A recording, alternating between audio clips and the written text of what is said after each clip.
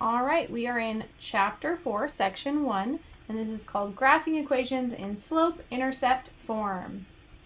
This is for Integrated Math 1, or IM1.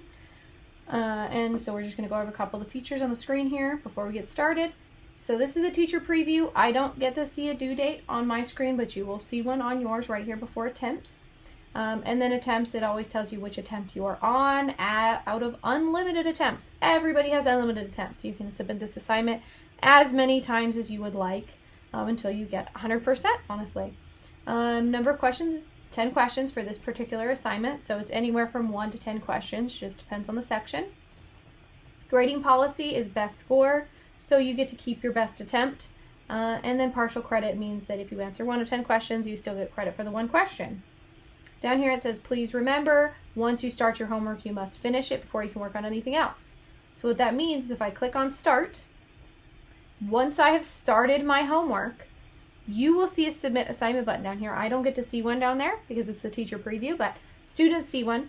And once you've started this assignment, even this screen is started, you have to click that submit assignment button to move forward to another assignment or to work on anything else in the program. It also won't give you a grade if you leave it open. So when you're ready to leave this screen, even if you haven't finished all 10 questions here, you still click submit assignment and you come back in and do it on another attempt.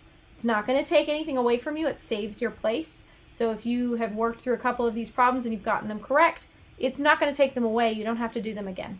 It's going to actually start you off where you left off when you click submit. On the side here, we can see these 3 tool buttons. So the first one is explanation. It's telling me that I'm going to lose my current question attempt. This is because it's going to explain this exact problem to me. So it's going to show me the solution and the answer. It's not going to then let me come put the answer in here that it just gave to me. So it'll give you a little red X and you have to come back in on another attempt. Example just gives you a general example for this problem type. So just like we've done in the past, with this one we have an equation. We're going to create an XY table and then we're going to plot some points here to graph the line. And you can close this once you're ready. You can click on explanation or example again to get another example if you would like. And then there's also message center. So this will attach a picture of this screen to your message so that your teacher knows exactly where to come help you. All right, let's go ahead and get started here. So just like I said when we were looking at an example, we're just practicing a little bit more of this idea where we have an equation and we're trying to graph it. So what I like to do first before I make the XY table is I like to make the equation equal y. So I solve for y first. So I'm going to subtract 3x from both sides, like that, because I want to move it away from this side. That's the main purpose here. So y is going to come down, but anything minus itself, 3x minus 3x, cancels out. And that's the whole purpose there. Equals, I can't combine these two. Remember, they are not like terms. One has an x, which means multiplication, and one is just a constant or just a regular number. We can't combine those guys. They have to stay separate. So I wanted to do that so I had this expression on this side. I know what y equals. So now when I have my xy table like this, what goes in the middle here to show my work is just the 3x minus 3. I can put the equals y, but I don't necessarily need to do that. That's where it's going to go right here for equals y. So now we need to choose at least 2 points to form a line. I always make everyone choose 3 points just to check your work, because as long as they're in a straight line, you have done your part, or you've done your work correctly. So now we're going to go through and I'm going to fill these out really quick. So I'm going to create like a little pattern here so you can see it. We're going to use this exact same thing every time. So you notice everything's the same, but I put parentheses here where the x should be, because I'm going to put the numbers I chose over here into this parenthesis. So instead of x, it's going to be 0 for the first try. Instead of x, it's going to be 1 for the second try, and then 2 for the third try. So we're just working it out with the numbers we chose. You can choose any numbers you would like. Anything will get you some kind of solution here, or at least a point on the line. We are bound for this problem by the screen though. So if I pick a number bigger than 10, I can't graph it, which means I can't form a line off of it. Alex won't move the screen for me. So just be aware they do need to fit within this window. Not that they're wrong, they just have to fit within the window so that you can accurately graph them. All right, so let's go ahead and multiply these out. We have negative 3 times 0. Well, that becomes 0, right? That just cancels out, and we just have negative 3 left over. Negative 3 times 1 is negative 3, and then minus 3. And keep in mind, I like this little number line thing that I've been showing students recently. So we have positive direction, negative direction. If I have negative 3 for my first one, and then negative 3 for my second one, they're both going in the same direction. They're both negatives.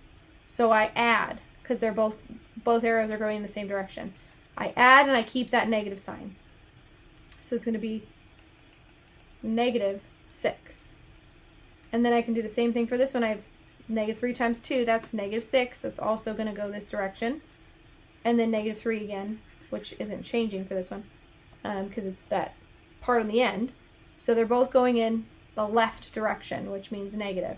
So I have negative 6, I have negative 3, that's going to get me negative 9. All right, let's go ahead and graph this guy. So you can grab your pencil tool and you can graph with this. You can actually graph with this line tool, but it will only put 2 points down for you. So to check our 3 points, we want to use this pencil tool. So remember, we have left and right, up and down. So 0, negative 3. If I go to the center here, I have 0. That means I don't go left or right, I stay there. But negative 3 for y means I have to drop down to negative 3 and put a point. And I go back to center. My next coordinate is 1, negative 6. So I'm going to go 1, positive 1 to the right, and then negative 6. I'm going to drop down to negative 6 here. And then for my next one, I'm going to go over to 2, and I'm going to drop down to negative 9. Whoops, I put it in the wrong spot. Let me grab that. Okay. My guy moved over before I did that. So I can see these are in a nice straight line. I can already see that before I even connect this. And then I can connect 2 of them. As long as they're all 3 nicely there, we did our math correctly, and we plotted correctly. So it could be one of 2 mistakes, you know, if you're doing that. It could either be you did your math incorrectly over here, or you accidentally plotted them incorrectly if they're not in a nice straight line. So just be aware of both of those situations. You know, either one could be happening. All right, perfect. Next one. All right. So we are going to look at find the slope and the y-intercept of the line. So I'm going to go ahead and click on example here because this is a good chance to kind of just take a break and look at this example.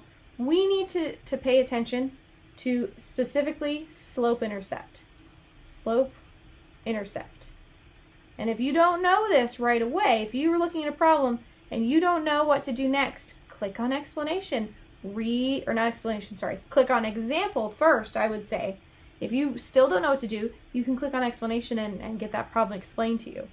But in this case, slope-intercept form, and we can see that right here, they're giving it to us. The slope-intercept form of a line equals y equals mx plus b.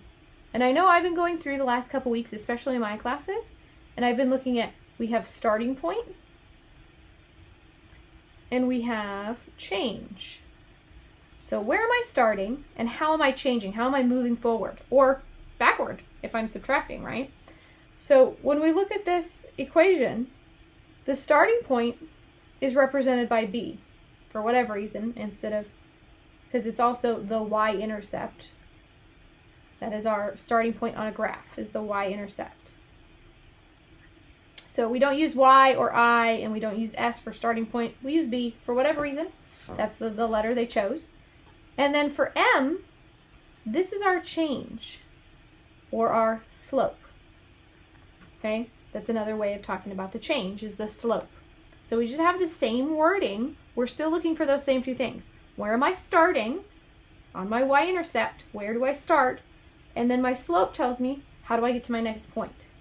And remember, slope is rise over run. That's our basic way of remembering slope here, is rise over run, which is the change in y over the change in x. How far up or down did I go? And how far right or left did I go to go from one point to the next? So it's just a direction system here.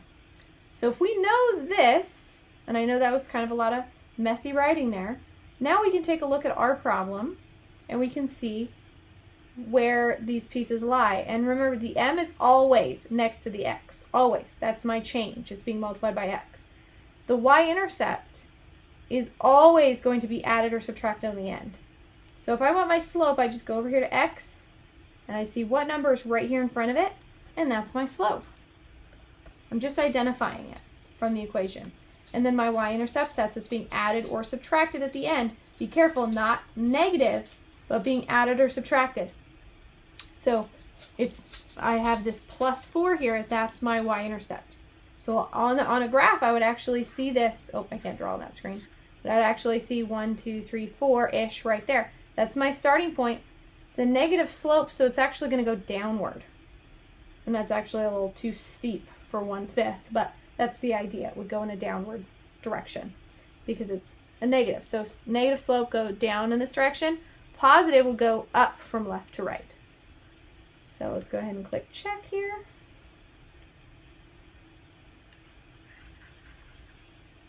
And we're going to go to the next screen. I don't think I'm going to erase all of this because we should be able to kind of reuse these screens a little bit. All right, so find the slope and the y-intercept of the line. So now we have an equation in standard form, and what that means is that x and y are both on the same side. So we want to know what we want it to equal y. In order to use slope-intercept form, it has to equal y. So I'm actually going to get rid of just a little bit here, and I'm going to write this equation down, and we are going to solve for y, because that's kind of the easiest way to put it into this form. So I want to move everything away from the same side as y. I want y all by itself. So I'm going to move this negative 5x first. I'm going to add 5x, like that. So negative 5x, positive 5x, those guys cancel. And we have negative 2y equals, remember you can't combine these. They are not like terms. One is being multiplied and one is not. PEMDAS says we can't combine them yet. I'd have to do the multiplication before I could do the subtraction there. So they just have to be separate like this. So now I have to deal with this negative 2. So I'm going to divide everything by negative 2. And I mean everything. Don't just divide one piece over here. Everything gets divided. Negative 2 divided by negative 2 is just 1, or 1y. We don't have to put the 1 in front though. 5 divided by negative 2. You could turn that into a decimal, but don't do that on the slope, because remember, rise over run. We want it to be a fraction right now. And then we have negative, negative, so it's going to be a positive. 10 divided by 2 is 5. So now I have, if I compare this to my slope-intercept form from up above here, I have my starting point, which is my y-intercept, and then I have my slope, which tells me where to go. And that's going to be negative 5/2. All right. Let's keep moving here. All right, so this next one, same exact idea. It's giving me standard form again. So before I do anything, I want to slow down and put this in y equals. I want to get y all by itself. So I'm going to move this positive 4x first. Boop. 4x minus 4x cancels out. 3y equals, again, don't combine these guys. You can't combine them. They're not like terms. So now I'm going to divide everything by 3 so that this guy cancels, and I have y equals negative 4/3. Again, don't turn that into a decimal. We want this in front of the x to be a fraction. Plus 6 divided by 3 is 2. So now we have y equals mx plus b. So my starting point is 2, and my slope is negative 3/4. Then they're asking us, this is the first time they've asked us so far, we get to graph this. So if I have these two pieces, it's super easy to graph. I just take my pencil and go, well, my starting point is 2, and you always start in the y-intercept, so I'm just going to go up to 2, and I'm going to put a dot there. There's my starting point. That's my y-intercept. And then my slope is negative 4/3, and the negative can actually go to the 4 or it can go to the 3, whichever is more convenient for you to graph with. So I'm just going to go ahead and give it to the 4, because it's not really a big deal either way. So I can go 1, 2, 3, 4, negative, I drop down, and then 3 is my run, which means I'm going to go positive 3. You don't want to do 2 negatives, because then it would actually have been a positive slope, right? 2 negatives make a positive. Only 1 negative when you have that there. So I could actually have gone the other way, and I could have said positive 4, 1, 2, 3, 4, and negative 3, 1, 2, 3. you see how they still end up in a line there? So it doesn't matter which one I give the negative to, I just have to choose, and it either goes to the top or to the bottom. It's not a big deal which one. Just make sure you only apply it once. That's the big deal there. Okay, next one. All right, we have write an equation in slope-intercept form for the line with slope -2/5 and y-intercept of -3. Well, they just told me what to plug in here, didn't they? Here's my slope-intercept form, and they said slope is -2/5 and y-intercept is -3. So now all I have to do is fill in my x and my y. X and y stay x and y in this equation because those are the two pieces that we input something, and then we get an output of y. So those are our actual coordinates. We only fill those in usually if we're missing something, which we actually, I do think, get to part of that either in this one or in the next section, where I'll get to show you what happens when we do start manipulating x and y a little bit more.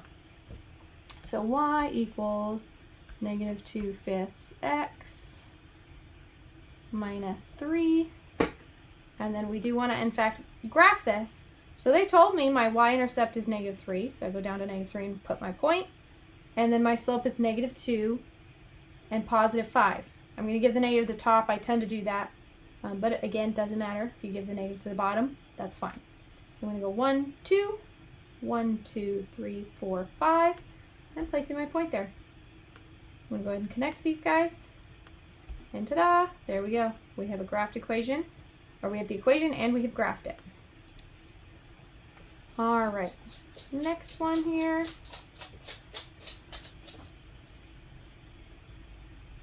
We have, so it says we're going to look at the graph and we're going to get an equation off of the graph.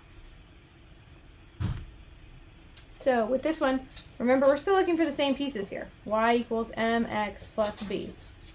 So we're looking for our starting point. Remember that is our y-intercept. So I'm starting here at +2. That's where we're starting. And then my slope, I do need to actually take a look at this and see what my slope would be. So I need to go 1, 2, 3, 4, 5, 6, 7, 8. So for a second, I'm just going to write it over here. I have to go down 8. I like to draw this on the board when I'm doing this in class, but it won't let me draw on the screen for whatever reason. And then I have to go over 1, 2, 3, 4, 5, 6, 7, 8. And I can see that because I'm on the line here, so I could kind of use this too. Be careful about using that here because you're not just going down 6.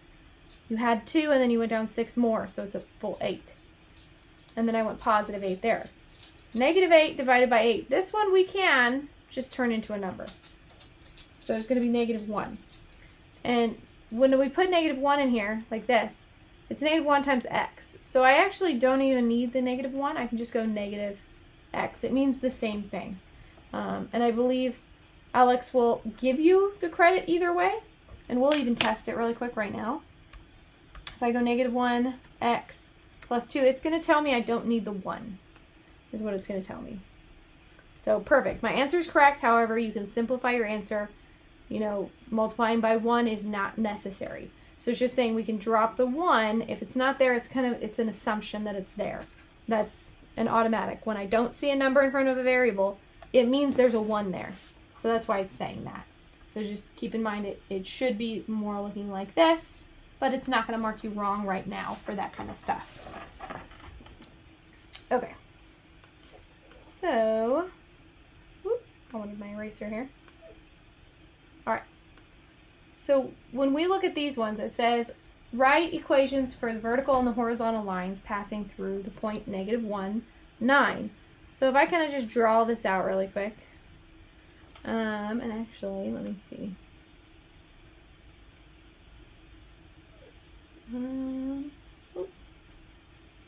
Image sequence. I might be able to grab this really quick. Desktop. It would help if I was in the right spot. There we are. That's what I wanted. Okay, so now I have my coordinate grid here. And I can go ahead and graph this point. So it's -1, +9. 1, 2, 3, 4, 5, 6, 7, 8, 9. Oof, right there at the tippy top. So there's my point. And I want to draw some lines. Oh, I meant to grab that guy. come over here. I want to turn on my line tool real quick so it's a nice straight line. So I want to draw a horizontal line like this. So horizontal means going from right to left. And I actually think I might change my colors here just so that it's pretty obvious. Uh-oh, why did I do that? This program's just being silly. So there's my horizontal line. And then I'll change my colors again here. Let's go with pink, why not? And I'm gonna draw, ooh, put some lines down there. So here's my vertical line going straight up and down. And it should be scooted over just a teeny tiny bit because that's not right on the line. So here, I'll make it a little bit better there. So there we go. There's my horizontal and my vertical line. And I like to picture this because it makes it a little easier to think about it when we're writing an equation for the line. So with these two lines, they're not diagonal. So we have x and y when they're going diagonal like this. This is a y equals mx plus b type line. But when I have a vertical or a horizontal line, what it means is one of the two pieces is missing. I don't have an x or I don't have a y. So if we think about this horizontal line first, no matter where I go on this line, I have to go up to 9 to get to it. So in this horizontal line, y has to equal 9, no matter what. So I'm going to go to my horizontal line and go y equals 9. Because no matter where I go on that red line, I have to go up 9 spaces from the x-axis. So I'm saying from this line here, I would have to go up 9 spaces. And that's kind of a horrible thing. It's pink too. But so from this line here, I'd have to go up 9. Or if I came right here, I'd have to go up 9. Okay, so it's just that point of where do I have to go. So if I come to the y-axis, I'm looking at the pink line, I always have to go over to -1. So I have to go to the left 1 no matter where I go on my y-axis. I have to move over -1 to get to the line. So that means that x is going to equal -1.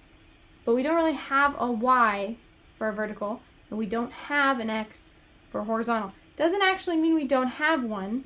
What it means is that it has a coefficient of 0. So x equals, I'm going to turn my line tool off here, -1, it actually means plus 0 times x, or 0 times y. So that it's there, but it's multiplied by 0. And same thing with the y, it's y equals 9 plus 0 times x. So this is actually a 0 slope, which is okay. So we like 0 slopes. This would actually end up being undefined when the 0 is by the y, because if it's a complete vertical line like that, we can't do that. We end up doing 0 divided by 0, and it doesn't work out nicely.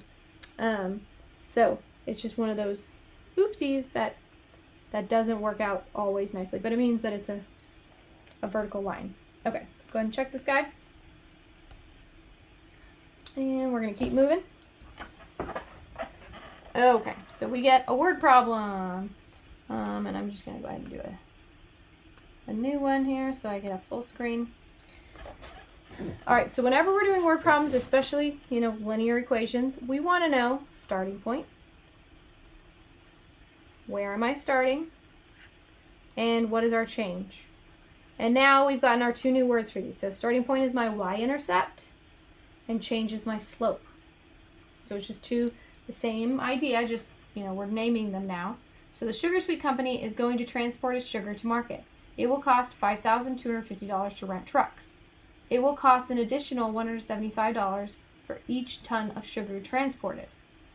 Let C represent the total cost in dollars. Let S represent the amount of sugar in tons transported.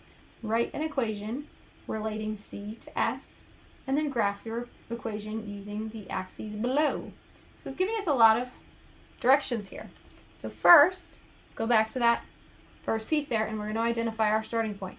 So it will cost $5,250 to rent the truck. So no matter what, even if we don't do any kind of transporting for the sugar, we're going to have to pay $5,250. That is our starting point for this rental cost. Then we have this change. It's an additional $175 for each ton of sugar. And we want to hear that each or every or per. We want to hear some kind of word that tells us we're going to be multiplying. So with this one, our change is $170 per ton. And I'm just going to be a little lazy there instead of writing per ton of sugar, but it's per ton of sugar here. For every single ton, we're going to have another $175.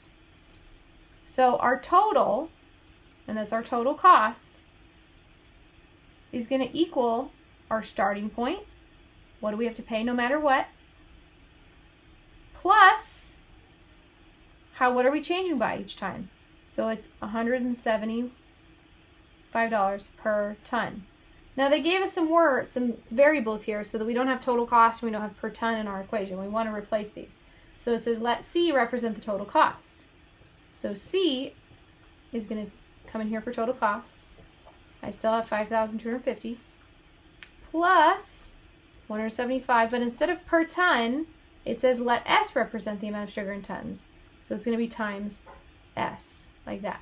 So there you go. We have an equation. Just by understanding or by grabbing starting point and change, we can quickly do that. Be careful when you type this in. You want to make sure that you're using the correct variables and that you're using the capitals if they've given you capitals.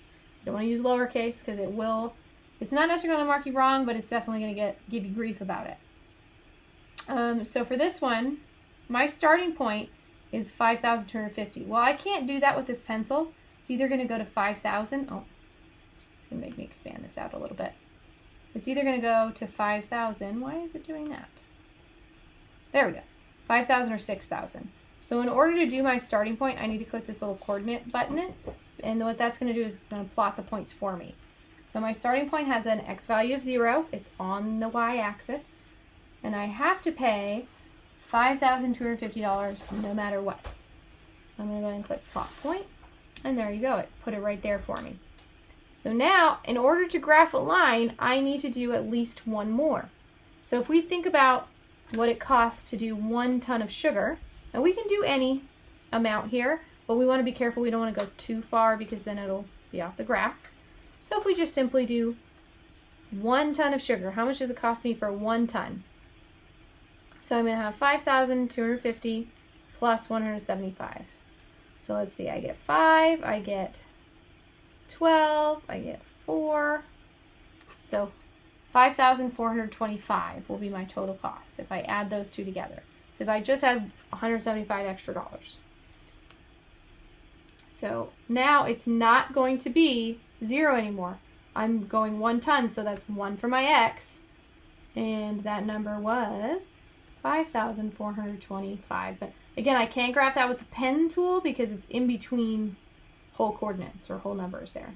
So I can click plot point. Remember to plot the point. If you close it before you click plot point, the point will disappear. And then don't forget to connect your line so that we can actually see where this graph is going. Alrighty, I think we're going to try another one of these guys. Oh, no, we're going to look at some function tables here. Oops. Alright. Boom. Okay. So we have 4 different linear functions are represented below, and we get to answer some questions about them down here. So the first question says, which function's graph is the steepest? Which function has the graph with a y-intercept farthest from 0? And which functions have graphs with y-intercepts greater than -3? So it looks like we need to take a look at what is the y-intercept for each one and what is the slope for each one. That's what steepness is the measure of. Slope tells us how steep a line is. So if I have function 1, function 2, function 3, and function 4, and I look at M and B, M and B. Oop, that's too far over the side. Let's go like that. M and B, M and B. And I'm just labeling them M and B, slope and y-intercept, which is a very quick way to do that. If you want to write out slope and you want to write out y-intercept to help you remember that, by all means, please write it out. Alright, so for F1, if we're looking at the slope, that's what M is, well, I'm going to go from here to here. I have to go 1, 2, 3, 4, 5 down, right? 1, 2, 3, 4, 5. So I have to go -5, And then I have to run 1. Well, do I have to put under 1? No. That's the same thing as having the variable in front. I can just say it's -5. We want to keep in mind that that 1 is there when we're graphing, but we don't actually need to put it as part of our equation. The y-intercept is actually right here. It's the dot that they show us. So it looks like 1. For function number 2, if we're looking at a table, we want to look for, we can look for y-intercept first, and that's where x is 0, right? We haven't gone right or left. We're right on top of the kind of crosshairs there, and we just go up or down. So if I find that 0 spot there, that's going to be my y-intercept. So we have 5. And then slope, if I compare rise over run, so I want to look at this one by going -2, -1, 0, 1, 2, -1, 2, 5, 8, 11. So I want to look and say, okay, well, and this is x, this is y. What's the change here? I'm adding 1, I'm adding 1, adding 1, and I'm adding 1. So that's consistent. And then here, I'm adding not 1, it was -1, and now it went to 2. I'm adding 3. -1 on the left side of 0, and then 2 more on the right side of 0. And then I'm adding 3 again, I'm adding 3, and I'm adding 3. So yay, that's very consistent. So rise over run would be 3 over 1, or just 3. Now I can look at the equation. This is already in a nice format for us. Y equals mx plus b. So I know my m is -2, and I know my b is -4. So that's quick. And this one just tells me the slope is 1, and the y-intercept is -2. So it's just 4 ways to look at the same idea. They're different graphs, they're different lines, because I have different slopes and y-intercepts on each one of these. But it's just the same, it's 4 ways to look at the same concept. So now let's go down here and start answering our questions. We have which function's graph is the steepest. So we want to know which one is going down or up the fastest. So we're looking for not necessarily a bigger number, but the bigger absolute value number. So we have -5, we have 3, we have 1, we have 2. Well, this guy is going to go the fastest. That's definitely the steepest. It's going to drop the fastest. This one's going to go up, but not as fast. It's only going up by 3 for every 1. This one's only going down 2 for every 1 to the left or to the right. And this one is going up 1, right 1. So it's going up much slower. So -5 definitely is the steepest. So that's function 1. Which function has the graph with a y-intercept farthest from 0? So if we look at this again, and we want y-intercept this time, so we're looking at the b's. So we have 1, 5, -4, and -2. Well, 5, that's the farthest from 0, right? So that's going to be function number 2. And then which functions have graphs with y-intercepts greater than -3? So we just want to go back to y-intercept here, and which ones are greater than -3? So 1 is greater than -3, and 5 is greater than -3. -4 is not, but -2 is. That's greater than. So we actually have function number 1, 2, and 4. The only one that doesn't apply is this -4 here. All right, one more of these guys. My goodness. Lots of questions on this one. Okay, so we're going back to a word problem. And I'm going to do the same thing. We want starting point,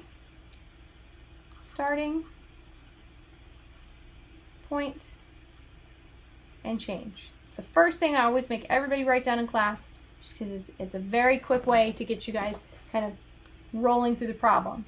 So Raphael is putting money into a checking account. Hopefully we can all picture this guy walking into a bank. He's putting money in. Let Y represent the total amount of money in the account in dollars. Let X represent the number of weeks Raphael has been adding money. So they haven't told us anything. They haven't told us what he's starting with, how much money he put in, just that he put money in. And we know that he's putting money in every week because it's saying let X represent the number of weeks Raphael has been putting money in, but we don't know how many weeks. So suppose that, and we also don't know how much per week. Suppose that X and Y are related by the equation Y equals 750 plus 50 x. Answer the following questions. So remember, y equals mx plus b. This one's a little out of order, but that's okay. We have our m and our x is just second, but that's perfectly fine. And then we have the b is just being added first. But sometimes when we're looking at word problems, it's a little easier to write it that way, where we have our starting point plus our change. So that happens quite a bit when we're looking at our word problems. So with this one, it wants us to answer the two questions actually if we fill out starting point and change. So our starting point is our y-intercept. That's what we're starting at no matter what, which is going to be our 750. The change is what are we multiplying by? So it looks like he's putting in $50 every week. So if we go to these questions, it says, what is the change per week in the amount of money in the account? Well, that's $50. We can see that from the equation. He's putting in $50 each week, 50 times x. What was the starting amount of money in the account? Well, that's that 750 that we have to add the 50 times x to. All right. So we are good to go. That was section 1, and I will see you in section 2.